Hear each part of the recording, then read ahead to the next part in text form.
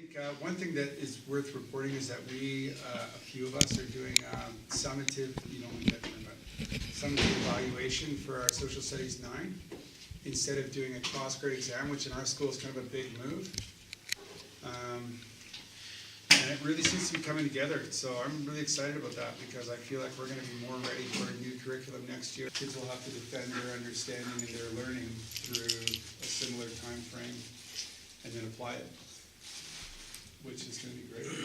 Yeah, so for our humanities, what our summative for the socials piece of that is going to be, what have I learned this year that's changed how I view the world? So both of you are really working with competency models a whole lot more. Yeah.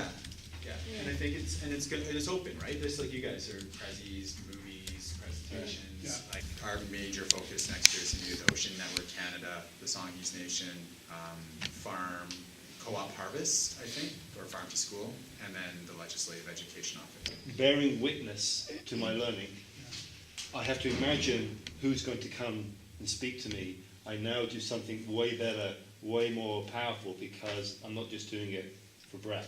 I'm trying to get a micro house project. See, for that's our what I was school, telling you where the school will build a micro house that will hopefully give to the city of Victoria to help with sustaining housing here in Victoria.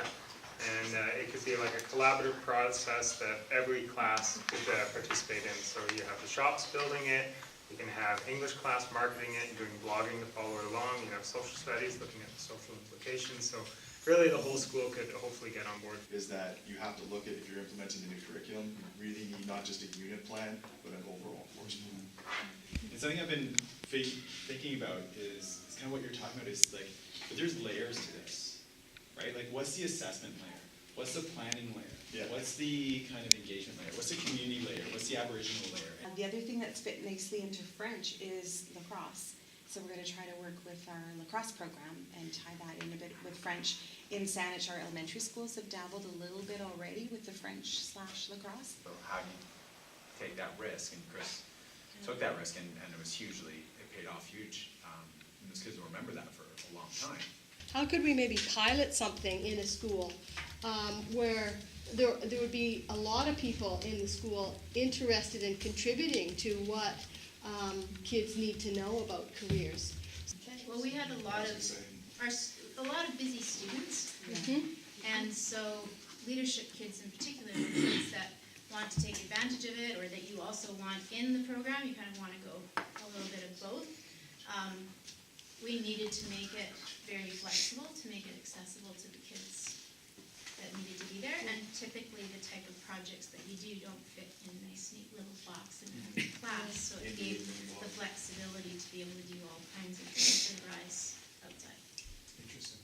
Sometimes the piece that gets lost is creating the structures, because not every student's the same, and we do need some things that are a little more concrete sometimes. And I always say freedom within the frame, but crafting that frame is really important. Becoming teachers are what their experiences look like, and sort of the vice that they're put in with, we know the new curriculum's coming, it's here. They're keen to do it, and then they step into these classrooms where there's opposition in some ways, and apprehension for sure.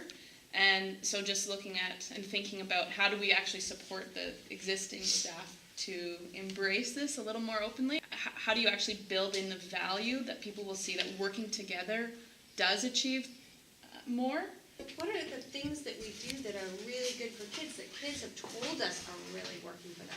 That takes group thinking as well as to what are the most important things. If we are required to do collaboration, and I think not only are required to, but it actually enhances learning. I think we wanted to do more of that kind of thing, just to keep those conversations going and have people sharing some of the interesting things they're doing and some of the tensions that they have with assessment, because that's not going to go away next year, and it's not even going to go away if you get rid of exams, right? There's still going to be those tensions within people about what they should be doing and what their job is as assessors or as educators, because it can't just be the teachers that are doing the shifting. It's got to be the whole community.